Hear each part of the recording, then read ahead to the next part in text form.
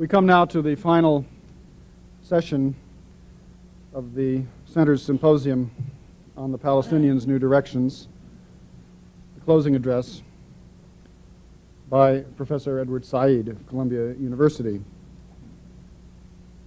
Professor Saঈd will be known to everybody here as the author of the path-breaking work Orientalism that has reoriented critical thinking about the Middle East. And many of you will know of his numerous other scholarly accomplishments. His other major books of interest, particularly to us here today, The Question of Palestine, Covering Islam, articles that have appeared in many important journals, newspapers around the world. Idwārd Saঈd has a new book coming out in the fall, Culture and Imperialism, which will be published by Alfred A. Knopf. And he tells me that he's got a busy schedule ahead of him. Next week he'll be going to the University of California at Irvine to give the Renee Wellick Library lectures in critical theory, which has to do with music, another one of Edward's many interests. He'll be giving the George Antonius Annual Lecture at Oxford in June. And next November, he will be going to London to give the first Raymond Williams Memorial Lecture in criticism. We're very pleased. It's very fitting, I think, that Idwārd Saঈd should close this symposium. After he finishes his prepared remarks, we'll have about 10 minutes for questions and comments, as usual, before we adjourn. Idwārd Saঈd.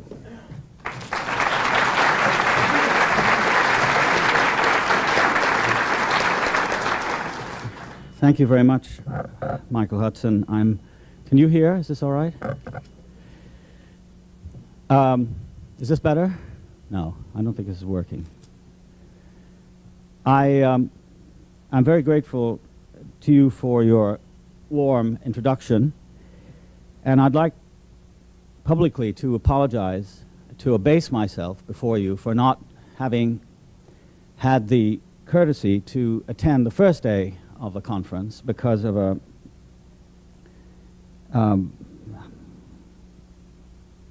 very much predetermined series of exams at Columbia. It's the end of the year for us now, and I couldn't get away yesterday. So I'm sure I've missed, judging from the remarks and papers given today at the several panels that I attended, I'm sure I missed a great deal of useful and illuminating comment. I say this also by way of preparing you for what may in fact be a series of disappointments. That is, I think at this date, given the utterly justifiable amount of comment, criticism, adulation, appreciation, analysis of the Palestinian uprising, it may now be almost impossible to say anything new. It may be almost impossible to say anything beyond a repetition of what has been said. So what I want to talk about today, not only about the Intifada, but about the things that it seemed to me concern Palestinians, should be taken more in the nature of, should be considered more in the nature of a few glosses, a few marginal comments on the themes that have been so aptly and so ably prepared for in the comments at this conference and all the preceding ones that have dealt with the Palestinian situation.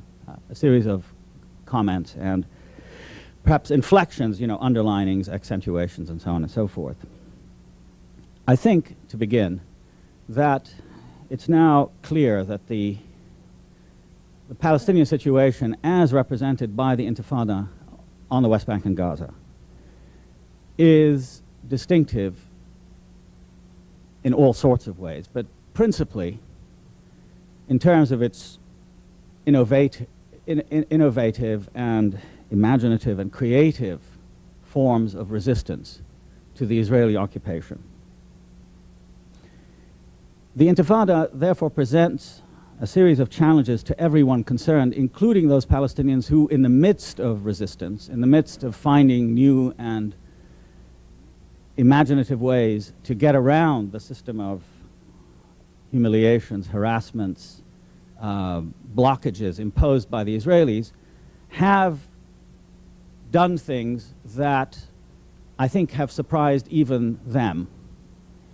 And I would say then that the principal motif of the current moment, indeed of the whole experience, which is irreversible, of the Intifada, is that it has presented to everyone, including Palestinians, a series of challenges, a series of provocations to somehow make sense of it, to somehow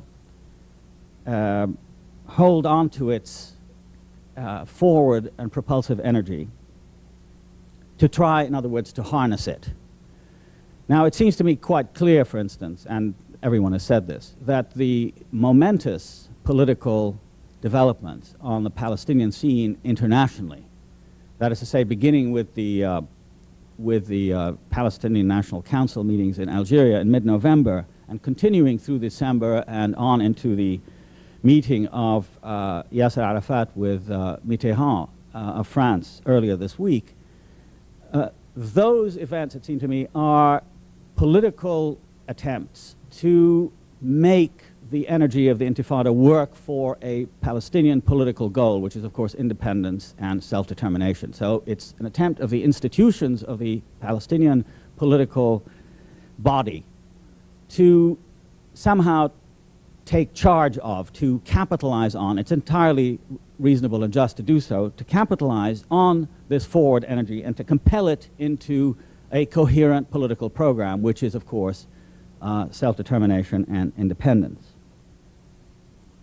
The Israeli response to it, officially, has been in dramatic contrast, obviously, to kill it. And one of the interesting things, I think, of note in recent Israeli press comment that I've seen is that the Israelis are now beginning to concede that the attempts to destroy the Intifada officially by repression, the use of the army, through the use of propaganda techniques designed partly under the influence of the revered Dr. Kissinger to marginalize it, have failed. There's an interesting piece in one of the in Haaretz by a leading Israeli commentator that I saw, a translation of it, Yoel Marcus, which is entitled Tom and Jerry. And the substance of the article is that what's going on the West Bank and Gaza is a replay, a kind of real-life replay of the Tom and Jerry cartoons in which Tom, the cat, much larger, bigger, more powerful, more vicious, is the mouse, but Jerry, the mouse, always finds ways to elude him, and of course the scenario continues to unfold. And the examples he gives are interesting to me. I hadn't heard them before. He said, for example, at one point the occupation authorities tried to stop the use of burning rubber tires, and requisitioned them all, whereupon Palestinians, 15,000 tires were found and were used as flower pots. So, and that's very difficult to deal with. The phones are cut off on the West Bank and Gaza. People then go, he says, to Israel to make phone calls. I mean, it makes sense. And so on and so forth. So there's a constant series of these things. He says, in the end, and the conclusion of the article, which I think has a certain racist tinge to it, nevertheless suggests that finally, he says, the Jewish brain, I'm quoting, the Jewish brain has been defeated. So, I mean, I think there's that sense in which the extraordinary resourcefulness, which is amazing to people like myself who have heard and watch, of course, and follow with great interest the Intifada, it seems to be never-ending, and one can therefore prophesy that it will continue to go on. But along with that, as another comment by another Israeli journalist suggests, has been a a political and psychological campaign to delegitimize and dehumanize the Palestinian Intifada by a series of first simple dehumanizations, you know, the reference to grasshoppers, cockroaches, all of those epithets. Secondly, the treatment of the Palestinians as a deviating group, that is to say, as a group of psychopaths, rioters, thieves, and terrorists. Third, to provide the Palestinian Intifada through the press, through the media, through government discourse, with a series of extremely negative characteristics, such as referring to them as parasites, aggressive, etc., connoting the most evil and the worst kinds of dehumanizing adjectives to them. Fourthly, to represent them as representing evil and a general danger to society. I'm more or less quoting here, referring to them as fascists, Nazis, and so on and so forth. And fifth is to compare them to the Palestinians to ethnic and historical groups that symbolize evils like the Huns, the Vandals, the barbarians, and so on and so forth. So all of this is also going on, as against which I return now once again to the theme of the Intifada. Another series of comments by an Israeli journalist in which the Intifada appears as a kind of constant educational effort on the part of Palestinians to educate themselves in an independent way, away from dependence upon the Israeli system and indeed on the occupation regime. So that what you have is the impression of the West Bank and Gaza as a vast self-teaching apparatus in which people teach themselves, since the schools are closed, the schools and universities are closed, teach themselves in underground or in private groups. Agriculture, which is officially supervised, sequestered, dominated by the Israelis, is carried on in back gardens and so on and so forth. There are, of course, important changes within Israeli society. Those have to be noted, positively responding to the tremendous outburst of resistance and new thought in the Intifada.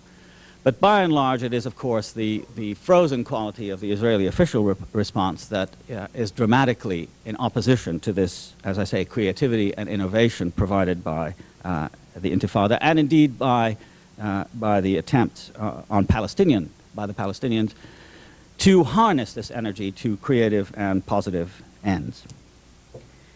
Since we are, I come now to the second point I wanted to note, since we are, all of us here, or most of us here, in the United States, it therefore is requisite to look at the effects of the Intifada at this moment in the United States. And there, I think the answer could be given quite simply. There is a tremendous and even dramatic change in popular opinion, as reflected in all kinds of experiences, personal, public, having to do with opinion polls and so on and so forth, that suggest that a seismic change is occurring in American society on the question of Palestine and on representations of the Palestinians, their political aspirations, the image, and so on and so forth, which are truly dramatic.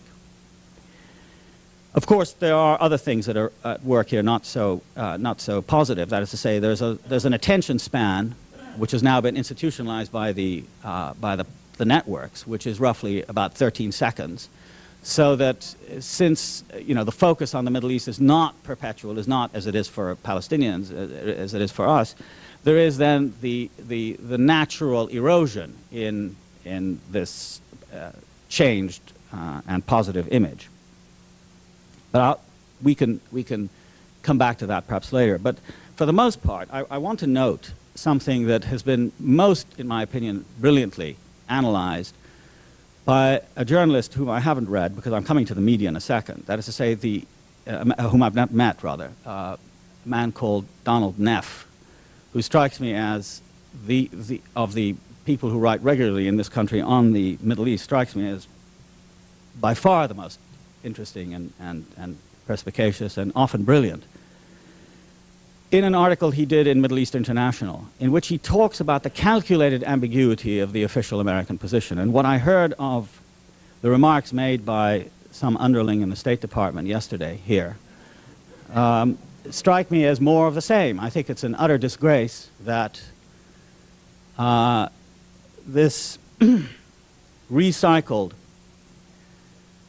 pablum which passes for policy, which is in fact, you know, kind of the most tired and mindless hypocrisy, is still tolerated as public discussion on the Middle East by the government. I think one ought to therefore note the almost total degradation of public discourse on the Middle East by policymakers in the universities, in various institutes and institutions, if you'll pardon the pun, brooking no thought, where thinking about the Middle East is almost totally devoid of the slightest bit of daring, the slightest bit of attempting to respond to a situation which is, as I said a moment ago, dramatically unfolding in ways that obviously outstrip most of our efforts to understand and assess it, but certainly many of us make the effort. But one of the things that is puzzling in the extreme to me is to hear the Secretary of State, for example, in his vehement opposition to the moral crimes of the PLO daring to want to get into WHO, and saying that the United States firmly opposes it without a trace of any justification, without any attempt to understand the tremendous national need for such an admission of the PLO to WHO, and the continued, I would say, criminal abuse of the United Nations as a forum for, not for attacking Israel, but for defending Israel shamelessly by the United States. Here I would like to refer to another recent publication that the Journal of Palestine Studies, which I only got yesterday, and it's quite an interesting article by a jurist or a lawyer called Mark Cohen, which talks about complicity, and the complicity of the United States. And I think there the concept is a useful one and ought to be used more often. That is to say, we as American citizens ought to be more aware of the extent to which and register our disapproval in the strongest terms of the extent to which our government, our represented and elected officials are in actual complicity with the most unattractive and criminal acts against Palestinians. The killings, one example of which, the most recent of which, is horrific, the Nahalim killings of last month. The endless series of administrative and military measures taken against Palestinian civilians who, I think from the age of about 4 on, are subject to the whims of settlers and soldiers who have their own problems. I'm not trying to suggest that we're dealing with criminals exclusively. But the fact is that the massive attacks on Palestinians and the abrogation of the most elementary forms of human rights are in fact supported by the United States.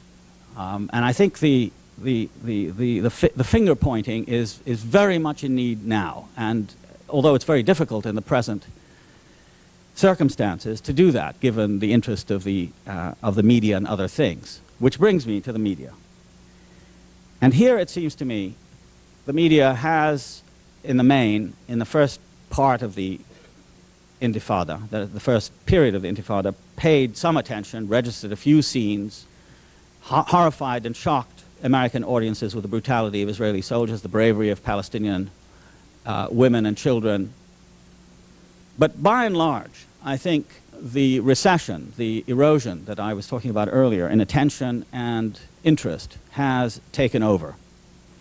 And the media has now become a place, by and large, I'm talking about mainstream media. There are exceptions. One can always find, and this is part of the change in this country, there are alternative places that one can locate such things as analyses of what is taking place, in-depth portraits of Palestinian life, suggesting, in fact, the already present set of institutions and national traditions preparatory to independence and self-determination. But by and large, the role of the media in the present circumstances of, in fact, relegating the Intifada to a sort of back page item is, I think, scandalous. I would also want to suggests that the television has now abandoned what is taking place on the West Bank and Gaza. And I think there the convenient phrase, that is to say that we do this because when you press them, well, we're afraid, you know, that the Zionist lobby might do this, that, and the other thing is really not accurate, because I think the change in public mood requires from the media a closer attention to what is taking place. And more important than that, and this is what I'm trying to get at, it's not a question of showing scenes, you know, the horrific scenes that we were accustomed to in the first few months of 1988, but rather, and this is where I think the media fails abysmally, to connect those scenes with two other things, that is to say the support of the United States for the Israeli occupation, which is continuous, and second, to connect those scenes with the changes, the important changes in Palestinian political rhetoric and discourse that have taken place momentously since November of 1988, sorry.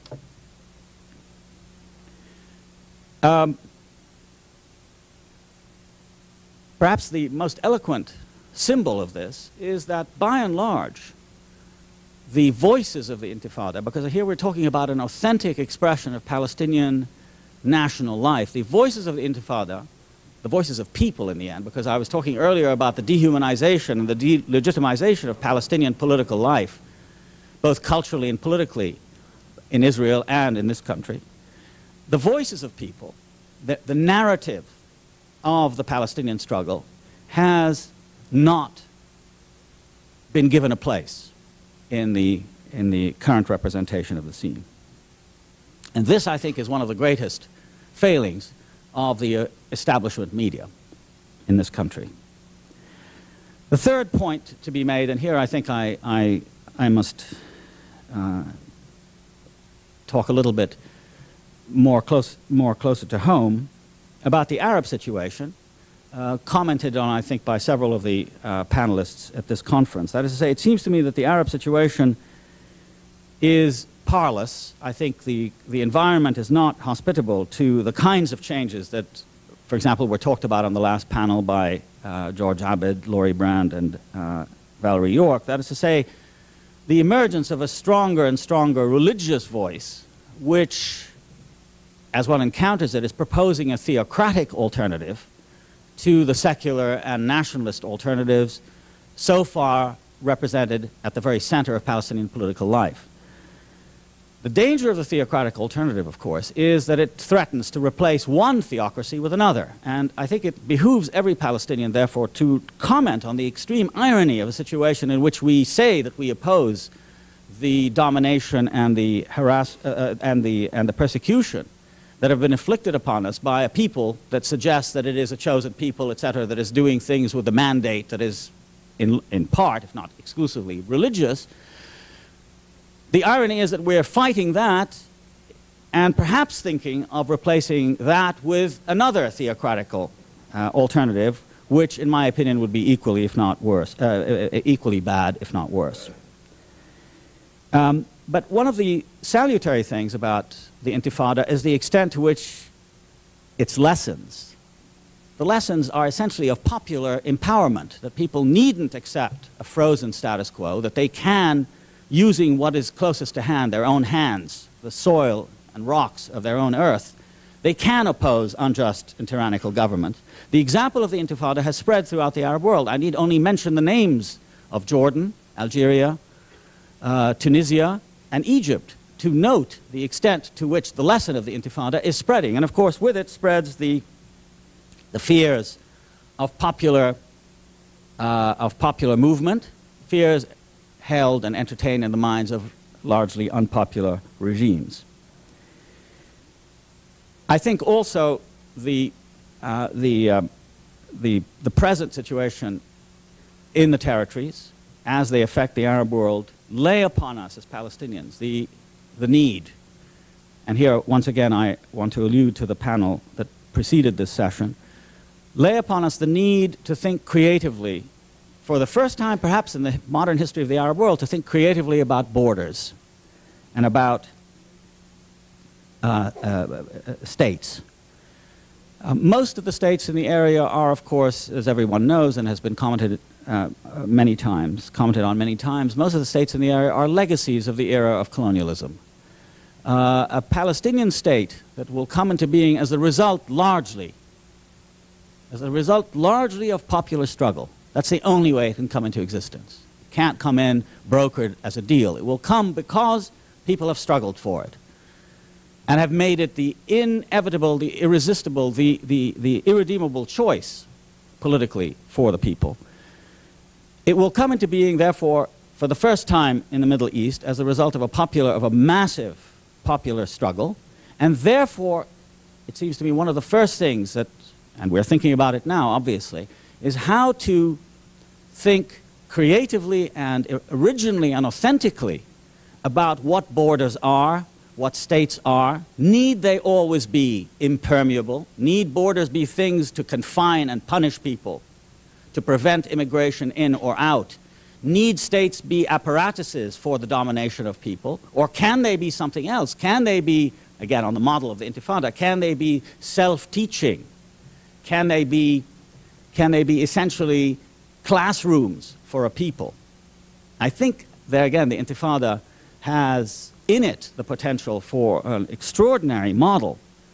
Of course, it depends how you read it. If you think it's just one vast gambit to shift power from one group to another and use the new group to dominate another group, then I think you're misreading it. But I think if it can be read as, in fact, a tremendous experiment in self-education, and in fact, as something that has broken the mold, there's a wonderful early article, newspaper article by the Italian Marxist philosopher Antonio Gramsci, which is called The Revolution Against Das Kapital, in which he discusses the October Revolution in Russia as a revolution that, in fact, went against Marx's Das Kapital. He said the interesting thing about great books like Das Kapital is that they seem to suggest a pattern for the way history and events might unfold. But he said the October Revolution was not exactly a disproof of it. The article is called The Revolution Against Das Kapital. He says that when history, in fact, begins to unfold, it can also be interpreted as a kind of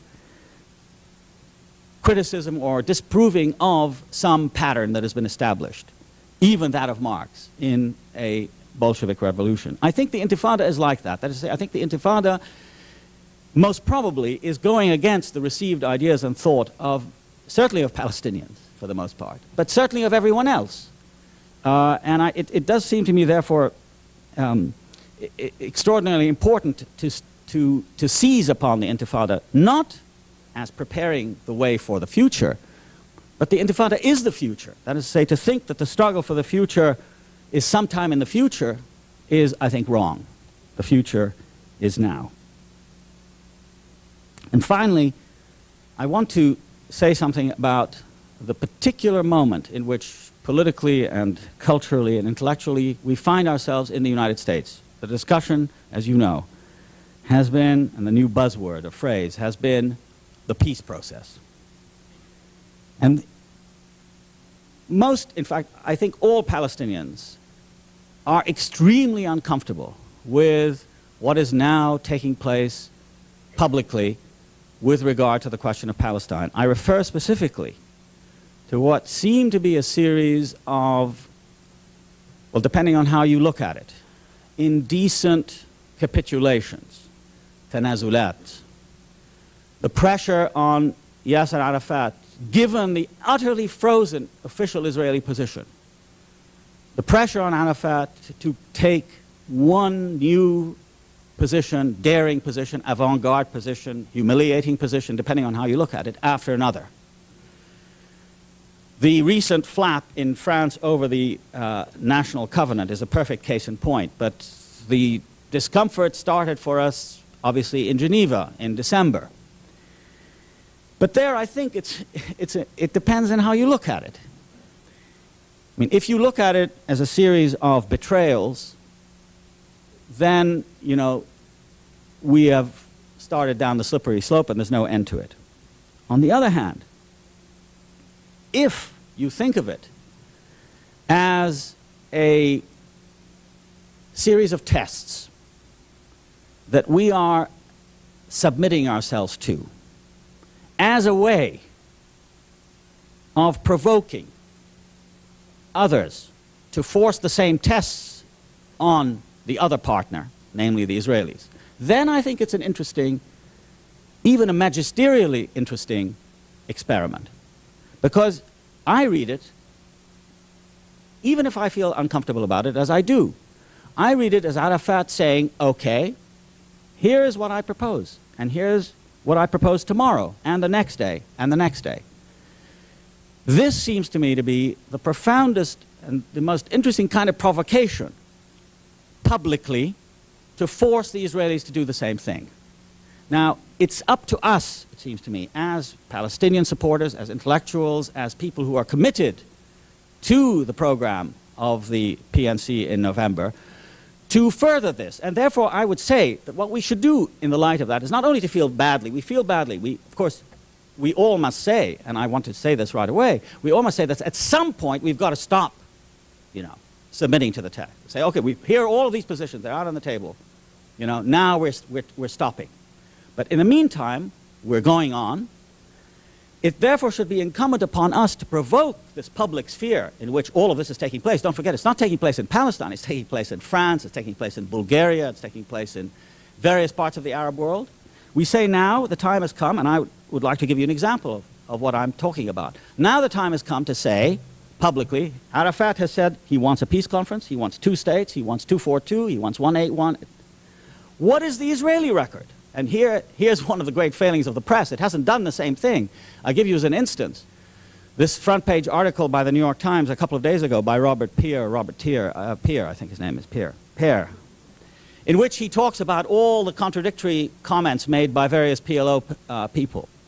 I think the time has come to look, for example, at the Israeli record, which, at least in the case of Shamir, ought to be held up alongside the Palestinian record, remembering at the same time that the Palestinian position, the Palestinian situation is not the same. It's asymmetrical. It's not the same as the Israeli position. That Shamir has made every effort to remain a hardliner. I give you a couple of recent articles that appeared again in the Israeli press. One by Danny Rabinowitz in Haaretz, February 17th, 1989. One would wish that such articles or such information would get into the American press. It's certainly there in the Israeli press, in which Shamir is described as being diligent in strengthening the Israeli rejection front. And then he goes on to describe what his positions are, that they remain that of a man, according to another article in Haaretz by Uzi Benziman, a man who refuses to change. You see, I mean, you could show, as I say, Chairman Arafat's or President Arafat's positions as, in fact, establishing the fact of change in the Palestinian political, which he's exposing to the world at large, and test me on them. And the United States and the media is going on testing him relentlessly. Some of us feel perhaps indecently. But now, apply that scrutiny to Shamir as it appears even in the Israeli press, and you'll notice the relentless, unchanging quality of that this is a man committed to no change, and largely because, in fact, the administration, the public sphere in this country upon which Israel depends almost totally, has exonerated him. This is a man who, according to the Israeli press, is a rigid and suspicious man, who sees the Palestinian Intifada as not a struggle for national liberation, but rather a new aspect of the general and ancient Arab plot to destroy Israel and exterminate its Jews. Along with this, he believes that Israeli Arabs present a potential danger to Israel's existence. And he goes on to say that even Egypt cannot be excluded from the Arab camp which is hostile to Israel, and on and on. I mean, this is a 5 single-spaced page article, which is hair-raising in its implications for the present, but perhaps more, and I want to conclude with this, more sinister than this, given the tremendous attempt and the tremendous interest and tremendous focus of the media on the Charter, on the Palestinian National Covenant, is Shamir's undying refusal to change his allegiance, his obligation to the principles of the Stern Gang, the Lehi, which he has been a member of and which are worthy of some attention. I quote now from the principles of Lehi, to which Shamir subscribes, or at least he hasn't said he doesn't subscribe to it. The homeland is the land of Israel within the borders given in the Torah. Unto thy seed have I given this land, from the river of Egypt unto the great river, the river Euphrates. This is the land of life, where the entire Hebrew nation will reside in security. Israel conquered the land of Israel by the sword. There it became a nation, only there will it be able to undergo a renaissance. Hence the Jews alone have a right to the land of Israel. This right is incontestable. It did not expire and can never expire. Alliances should be formed with anyone who has an interest in the organization's war, this is of Lehi, and who are ready to give it direct help. The conquest of the homeland by force from aliens for perpetuity is considered the right of conquest. The renewal of Hebrew mastership over the land of redemption. The problem of aliens will be solved by population exchange. The aggrandizement of the Hebrew nation into a political, military, cultural, and economic power of the first rank in the East and on all the shores of the Mediterranean. Finally, the construction of the third temple, which is in Haram al-Sharif, as a symbol in the process of total redemption. Now, I say, why not ask Shamir about these principles at the same time that you're asking Yasser Arafat about the PNC resolutions and the covenant? I'm not saying that all Israel believes this, but this man, who is the elected prime minister of Israel, may or may not be part of this notion, but he hasn't dissociated himself from it. So I would say, therefore, the most urgent imperative of the present moment in the so-called discussion of the peace process in which all of us participate in this country, one way or another, is to elevate the discussion of principles and language and interpretation and resolutions and doctrine and ideology and future visions and all of that to a level of parity.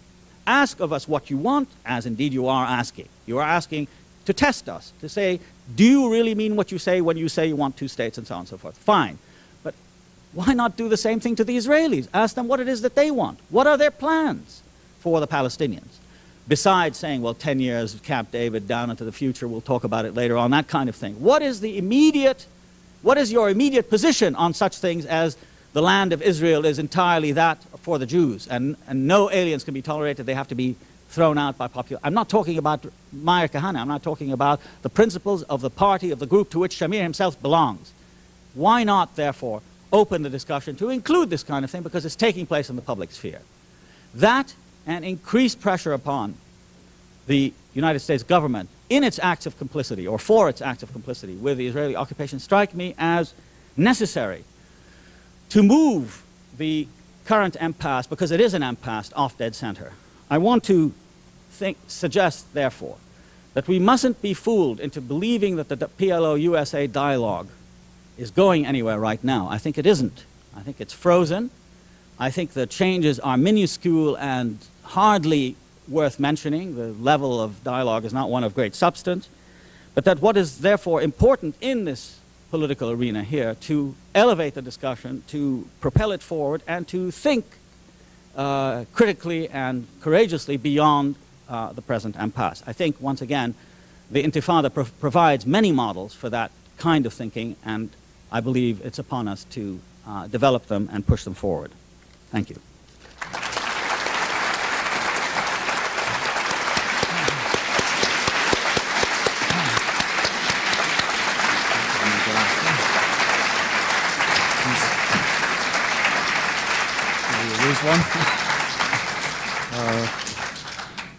Thank you very much. We'll now take just a few minutes of questions or brief comments for Idwārd Saʿīd, and if you'll go up to the microphone as Professor Mallison is already, and you may begin, please. I would like to congratulate you, Edward, on your reference to complicity. This is a well-known legal concept in both international and domestic criminal law. when you speak of Israeli violations of human rights, you're largely speaking of violations of the Geneva Civilians Convention of 1949, which specifies in great detail what can and cannot be done to an occupied population. This convention is a treaty of the United States, therefore it is part of the supreme law of the land under Article 6 of our Constitution. And the United States, by being in complicity, being an accessory to violations of law, is equally guilty with the government of Israel. I think this is a point that Americans should make with our own government. Thank you for raising this important point.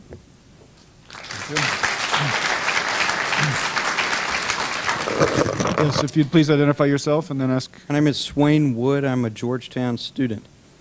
I was wondering if you would be willing to venture any explanation for why the American mainstream, mainline press has been so negligent in extending the discussion of the Intifada to the American collusion or whatever with the Israelis. Well, I think three reasons. One, power. I mean, the American press is, largely speaking, not an independent press as it pretends, but it follows the contours of government policy. Of course, there are exceptions. I think, by the way, radio is an exception. I mean, NPR is infinitely better than any of the networks. But by and large, most of the mainstream newspapers and networks think of themselves as embroidery on the official policy of the United States government. The paradigms, as sociologists of knowledge say, the paradigms are provided by U.S. policy. And if U.S. policy has decided that the Intifada is X and Y and Z, then the networks more or less follow along as X and Y and Z. That is to say, at first it was humanitarian, there was a humanitarian interest, these are people being beaten up, throwing stones for it, etc. They will follow it. If then the next question is a question of law and order and we're against a Palestinian state, then the media pretty much follows it. There is a change here and there. There's a new respect given to Palestinian political pronouncements. But by and large, if you take the example of the whole notion of elections that the Israelis have put forward, the media accepts the agenda set for it by the policymakers, who in turn accept the agenda set for it by the Israelis.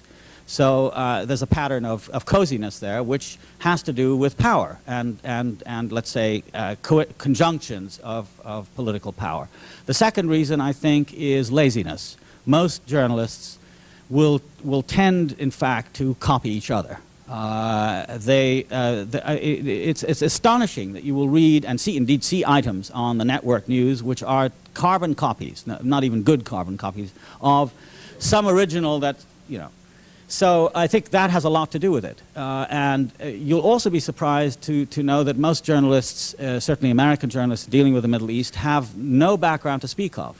This is quite different from the European and perhaps other parts of the world tradition, where people acquire some knowledge and experience and remain on the job and follow a situation or a region of the world more or less continually. Here, journalists become experts in a matter of days. They're flown in and out, and don't forget that the foreign news, by and large, is not glamorous here. I mean, of course, perestroika is, glasnost is, you know, but I'm talking about large swatches of the world that are simply not covered. Africa, the Indian subcontinent, they're simply not covered in the U.S. press. They're thought of as sort of uninteresting and not sexy. So laziness plays a very important role. And I think a third reason is you know, I think in many respects the nature of, in particular, television. That is to say, I'm not talking about an institutional and even ideological fact about them, that if you conceive of the whole news of the world, a large part of which is the United States, as compressible into 22 minutes in an evening, and even if you're as clever as Peter Jennings and Brokaw and who's the other one? I can't remember his name. Anyway, you can't reduce the world that quickly. So there is a necessary falsification that takes place, and it becomes even more glaringly ideological given the pressures to fit the news of the world into 22 minutes. I suppose a fourth reason is the lack of a deterrent. That is to say, there are many people, and I travel around a great deal, I'm sure Michael does too, in the country. There's a tremendous hunger, I've found, everywhere in the United States for more news. People say, well, this is not being covered. Everywhere I go, people say that. Of course, this position is largely unorganized. You know, people in Iowa and New Mexico and Florida and Utah, you know, but there isn't the whole network is not there. But I suspect that the changes are slow in coming and slow in taking effect, but I think they will begin to affect at least local news outlets who are beginning to be responsive to different points of view. But in the meantime, I think we have to continue very harsh pressure on local news services, local stations and so on, and, you know, make a different point of view heard. For example, I'll give you an instance right now, is this whole question which Tony Lewis had a piece on in the Times yesterday or today, this attempt by PBS not to show a film about the Palestinians because it didn't have anything about the Holocaust in it, or, you know, it was unbalanced, or I forget the reasons given, but that was one of them. No, I'm right, aren't I? Did you see the article? Right.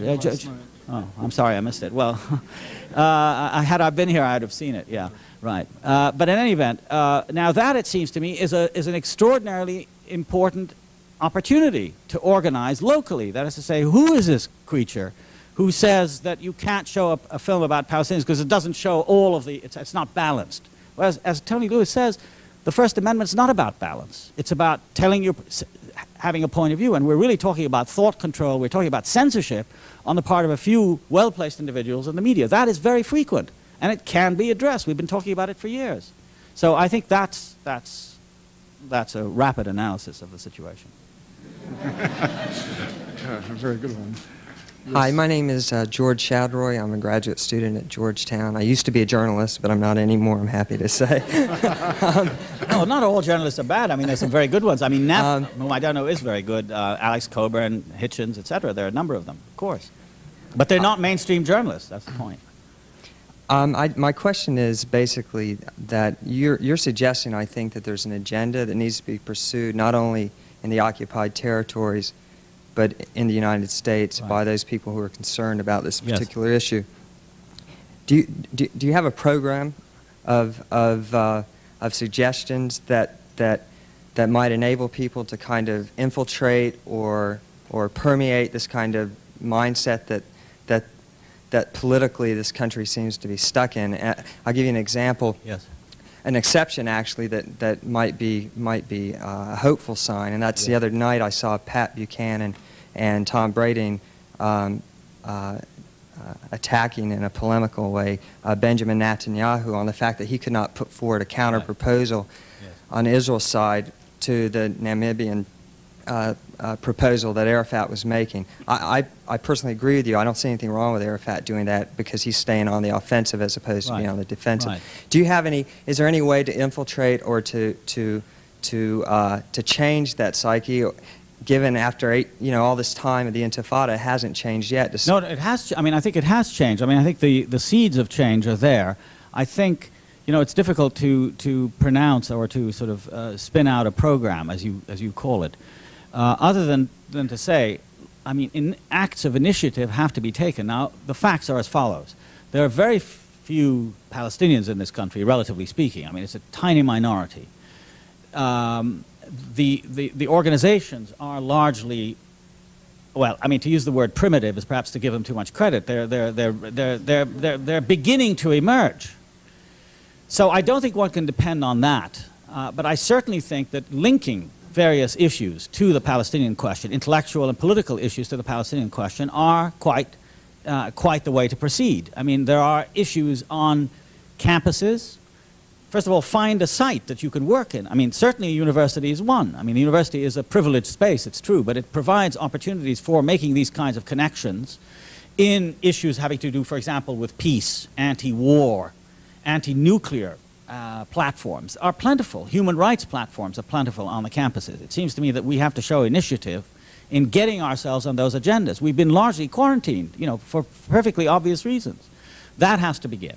Second, I think there has to be a much more determined intellectual effort made to link not just the Intifada, but I mean the whole tenor, you might say, of Palestinian political existence with the vast interest that occurs in this country and elsewhere in other disadvantaged third world groups. I mean, black history. I mean, for example, one can find a great deal that is parallel and remarkably illuminating in the works, for example, of people like Du Bois, early I mean early 20th century black thinkers in this country who face some of the problems of integration and separation that exists, for example, now in the West Bank and Gaza, that is, say, between whites and blacks, between Jews and Israeli Jews and Palestinian Arabs. So, I mean, one has to widen the debate. That's the most that one can do. And then, obviously, on the governmental level, I would have thought, too, that the pressure on radios, on television, on local representatives, in issues that have to do, as Professor Mallison was saying, that have to do with direct U.S. complicity. I mean, it's very hard for me to sleep at night thinking that the taxes that we pay are going into these damn rubber bullets and canes and tear gas canisters that are used by the Israeli force. They are. That's where they're going, a lot of them. I think a hastening of the sensitivity and sensibility that we have as citizens to this actual, it's not a remote thing. I mean, this reporter for the New York Times who won 2 Pulitzer Prizes, as Alex Coburn says, you know, he won them at the expense of Palestinians. Tom Friedman, you know, who is you know, I don't want to get into him right now. I can go on about him at great length, but I won't. I'll spare you my Tom Friedman spiel. But anyway, he says, you know, the thing about this is that, and he's really part of he is the problem, that he says that the thing is that no, the Intifada and the whole Palestinian movement now is not going to really make an impression on U.S. policymakers because he says it's, you know, there's no body count. I mean, think of how racist that is, that the only bodies that count are American bodies or white bodies or Israeli bodies. But Palestinian bodies, and there are several hundred of them now, and many, many, many thousand of maimed and even many more thousands of imprisoned, those have to make a difference. So, I mean, those are some of the issues that one would want to raise, but I don't think there's a program in the sense of some, you know, thing that you could write down on a piece of paper. One of the funny things, by the way, it's just a thing that came to mind, that the Israeli media recently has, it's part of the business of focusing on the defeats of Israel in the Intifada, has written some articles about the so-called Palestinian propaganda effort in the United States, which they claim is brilliantly orchestrated and so on. Anybody who knows anything about Palestinian activity, you know, brilliant orchestration is not one of its main has said, you know, there's this thing, and, you know, the Israelis are now, they're on the defensive, there's no question about it. But it's largely the effort of people in a decentralized way.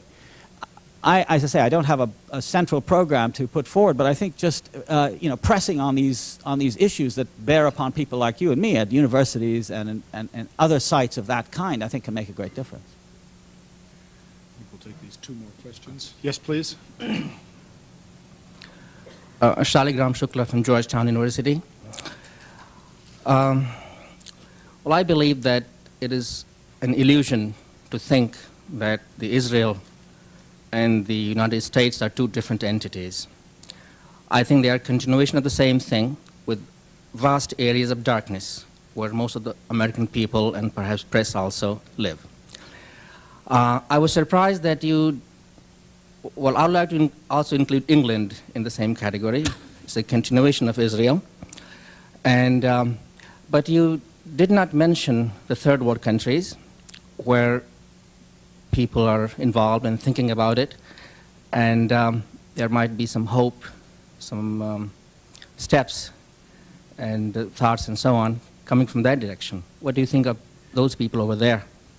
Look, I don't, in general, allow for the collapsing of distinctions. I mean, I think it's useful to somehow see things that are similar, to see them together. You say Israel and the United States are the same thing. I don't think they are the same thing. I think empirical common sense evidence tells us that they are, first of all, they're not monolithic. No, I didn't interrupt you. Let me just finish, if I may. I think that there are profound cleavages, rifts in both American and Israeli societies. There are what could be called conjunctural moments. There are moments in which they come together. Certainly, American political thinking over the last, or the Reagan period, has been to see that Israel is a strategic asset, et cetera, et cetera, et cetera. But this isn't by no means to say that the whole situation is dominated by that conjunction. I think there are important segments of the society, both in Israel and in this country, that differ with this, and it's therefore important to make that distinction. I mean, I think it's terribly important to do that. In the second place, I don't mean to be, and I didn't mean to be invidious by not talking about the third world. I mean, the third world is, you know, a very large place. I mean, it includes most of Africa and Asia, all of Africa and Asia, and a good deal of Latin America. I think there too one has to make distinctions. I mean, and talk about the way in which independence movements and revolutions and liberation movements were hijacked, were shorn of their promise, were rendered parodistic replicas of the very regimes they were opposing. So to say the third world, for me, although I understand exactly the kind of emotional meaning of the phrase, is by no means a blanket approval of the third world. I mean, there are many things in the third world, including in the Arab world, which is part of the third world, that are horrific to contemplate and provide no model whatever. Now, if you were to tell me what parts of the third world, I'm not asking that you do that, but I mean, if it's a rhetorical question. If you were to tell me what particular experiment or what particular social and political movement or cultural movement in the third world you had in mind, then perhaps we can talk about it. But to say the third world generally is to say, on one level, our experiences are those of the formerly colonized world. Yes, they are. Palestinians belong in the same world as Indians and Africans and Latin Americans who, over time, shed colonialism.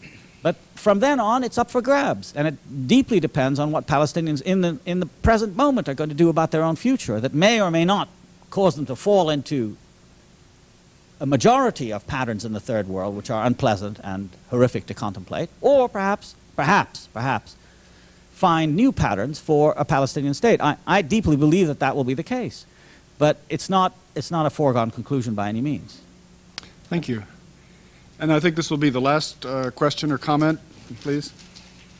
My name is Tamam Al-Barazi. I am Washington correspondent for Al-Watan Al-Arabi magazine, a pan-Arab paper. I would like, you mentioned a lot the Israeli press and the American press. I would like you to comment on the Arab press, especially you write you have been writing in a Saudi paper. I haven't seen ever anybody criticizing Arafat for what he did, and there is no opposition to him in the Arab world. You know, my experience, I written a couple of lines, I've been suspended for 8 weeks for that. I mean, it's just, I want to know, is Arafat always right? I mean, where he will end his concession after concession. You know, he recognized Israel and he said, PNC recognized it. But I interviewed Abu Iyad after he said, no, we did not recognize Israel in the PNC meetings. So I wonder why there is no opposition. I mean, every opposition you call it, this is a client to Syria or agent to this or this. I didn't say that. I know. I mean, every in the Palestinian area. I mean, in the Arab world, you know, everybody who opposes Arafat is an agent to Syria or agent to this or that. Second question, you know, you always. Well, I mean, let me just answer the first one. No, it's very short. I mean, you always, you and your groups, you know, what we call Arab American, you know, here, is always say it's a Palestinian-Israeli fight. So you think you can achieve anything without the Arab masses? I know they are being oppressed in all these 22 Arab regimes, but you can't do anything of liberating Palestine without the Arab masses. So are you happy now you transfer the whole thing, Palestinian and Israeli conflict? I mean, it sounds like a rather unfriendly series of comments. I'll take it that way. Look, you know, I mean, the Arab masses. Let's begin with them. No, I don't think that anything I said precludes the Arab masses. You know, I'm not sure that it's my role to issue invitations to join, but I think the evidence has been that the Intifada, as interpreted by many Palestinians, is of course very popular in the Arab world. But the Intifada was not largely, but to a very considerable degree, the effect of, in a general sense, Arab indifference. People have to conduct their own struggles.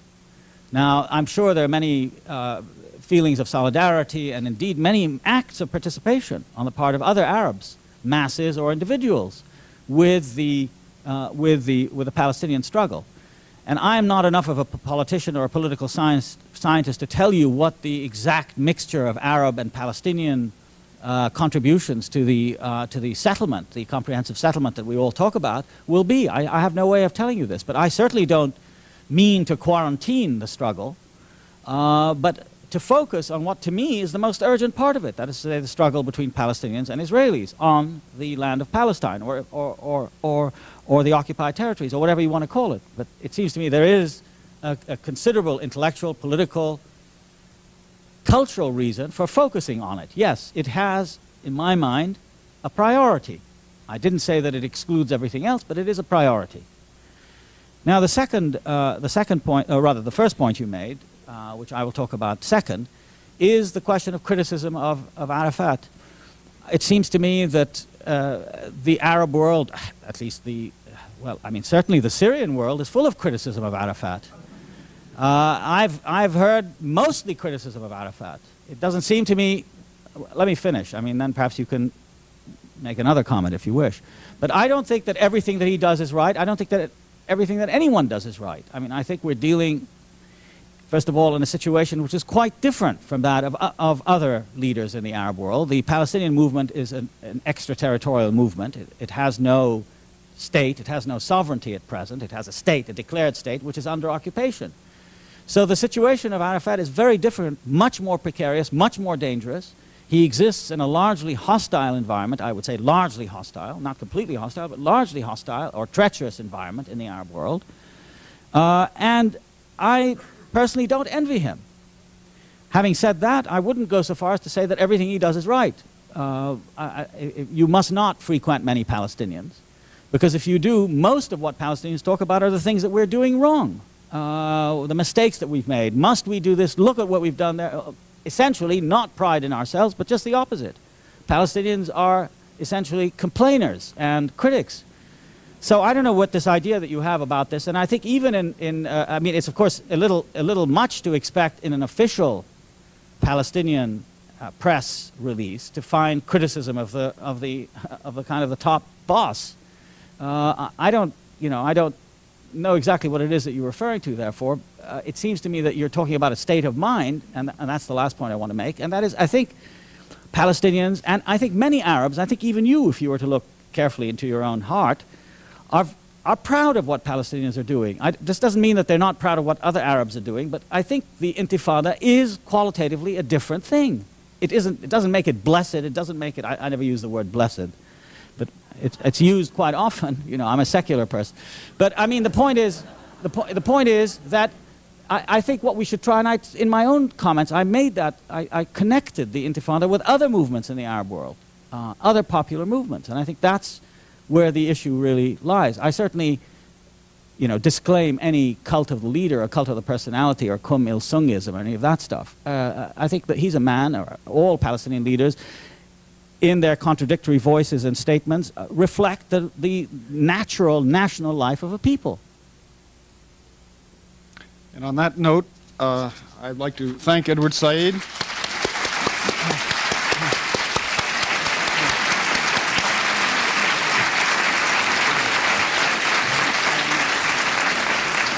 And I would also like to thank some other people before we adjourn. It's customary at the conclusion of a symposium at Georgetown. It's customary at the conclusion of a symposium at Georgetown to thank those that have worked very hard to make the program run smoothly. And I would like very quickly to thank, first of all, the Center for Contemporary Arab Studies Faculty Steering Committee, my co-chair, Dr. Seth Tillman, Hisham Sharabi, Halim Barakat, Judith Tucker, and Ibrahim. I'd like to give a very special word of thanks to our symposium manager, Anne-Marie Sharawi, who has organized all of the details of this.